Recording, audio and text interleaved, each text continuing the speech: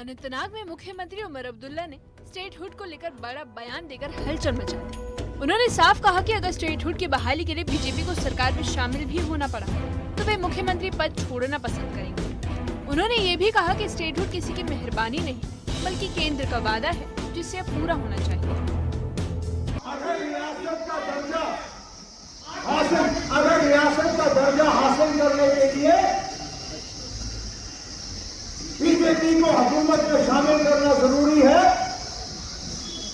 तो मेहरबानी करके मेरा इस्तीफा आप लोग कबूल कर लीजिए और यहाँ किसी और एमएलए को आप वजीर आला बना के बीजेपी के साथ हुकूमत बनाओ। मैं बनाने के लिए तैयार नहीं हूं। मुझे जम्मू कश्मीर को दोबारा रियासत देखने के लिए इंतजार करना पड़े मैं करूंगा। क्या आप सर्वों में होते थे एहतजाज क्यों नहीं करते हो? मेरा जवाब उनको यही है कि जाओ लद्दाख के हालात देखो। अरे ना लद्दाख के भाई बोलने में उन्होंने 1 घंटे का इंतजार नहीं किया, यहां तो 10 मिनट इंतजार नहीं करेंगे।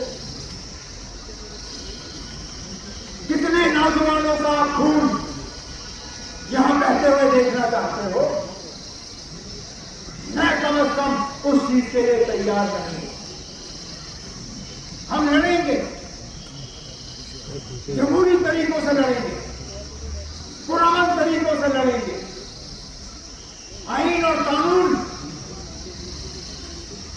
के दायरे में अपना जो है अपना हक हासिल करेंगे। लेकिन यहां के लोगों के घरों में मैं तबाही और बर्बादी लाने के लिए तैयार नहीं। मुख्यमंत्री उमर अब्दुल्ला के इस बयान पर बीजेपी ने तीखी प्रतिक्रिया दी है।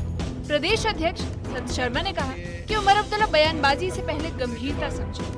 उन्होंने आरोप लगाया कि उमर अब्दुल्ला अपनी नाकामियों को छिपाने के लिए स्टेटहुड का मुद्दा उठा रहे हैं।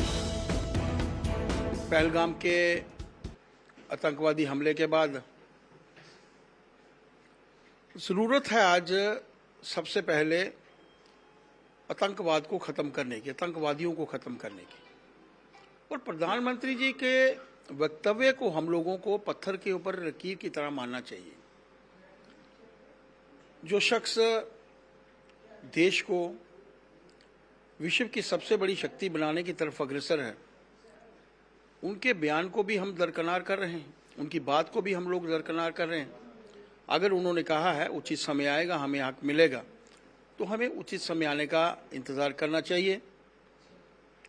एक ऐसी कुर्सी पर एक ऐसे प्रदेश में बैठना वो अपने आप में एक बहुत बड़ा स्थान है।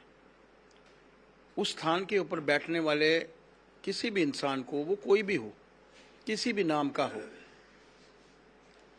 जम्मू कश्मीर हमारे देश का मुकुटमणि है। यहाँ से एक भी बयान पूरे विश्व को जो है वो इफेक्ट करता है। बचकाना हरकतें हम लोगों को नहीं करनी चाहिए। सोच समझकर बयान, इस देश के हित में हम लोगों को कार्य करना है। स्टेटहुड की बहस में नेशनल कॉन्फ्रेंस ने भी अपने रुख को स्पष्ट कर दिया है। पार्टी के प्रवक्ता तनवीर सादिक ने कहा कि एनसी अपने मकसद से विचलित नहीं होगी। उन्होंने कहा कि जनता की आवाज उठाना ही पार्टी का मकसद है। पार्टी प्रवक्ता तनवीर सादिक ने विधानसभा सत्र में स्टेटहुड और लंबित चुनावों का मुद्दा जोर शोर से उठाने की बात कही। देखिए, स्टेटहुड तो हमारा राइट है। स्टेटहुड हमारा, जिस तरह इस मुल्क के बाकी स्टेट्स हैं उसी तरह हमारा भी राइट है। हम हमारे पूछने के बगैर हमसे स्टेटहुड लिया गया और स्टेटहुड अगर हमारा हक है तो हमको, जिस तरह सुप्रीम कोर्ट ने, जिस तरह यहाँ के इस मुल्क के वजीर आजम ने, होम मिनिस्टर ने हमसे वादा किया, तो मुझे लगता है उसमें कोई गलत नहीं है। हम चाहते हैं कि जल्द से जल्द जो लोगों की डिमांड है और वो स्टेटहुड की, वो जल्दी से जल्दी दे। देखिए, सबसे इम्पोर्टेंट चीज़ है, बहुत सारे मसाइल हैं, बहुत सारे प्रॉब्लम्स हैं जो रुके हुए हैं स्टेटहुड की वजह से। हम चाहते हैं कि जल्दी स्टेटहुड आ जाए ताकि यहाँ के जो मसाइल है वो ठीक हो जाए। जहाँ तक उमर साहब की बात है, उन्होंने क्लियर कर दिया स्टेटहुड हमें बहुत इंपॉर्टेंट है और शायद सबसे इम्पॉर्टेंट है। लेकिन उसकी जगह हम अपना जो कॉल है, जो हमारा एजेंडा है, उसको हम छोड़ेंगे नहीं, ना हम उसके ऊपर कोई कॉम्प्रोमाइज करेंगे। कांग्रेस पार्टी ने भी इस मुद्दे पर सरकार को घेरने की तैयारी शुरू कर दी है। प्रदेश कार्यकारी अध्यक्ष रमन भल्ला ने कहा कि कांग्रेस स्टेटहुड की लड़ाई को अब और तेज करेगी।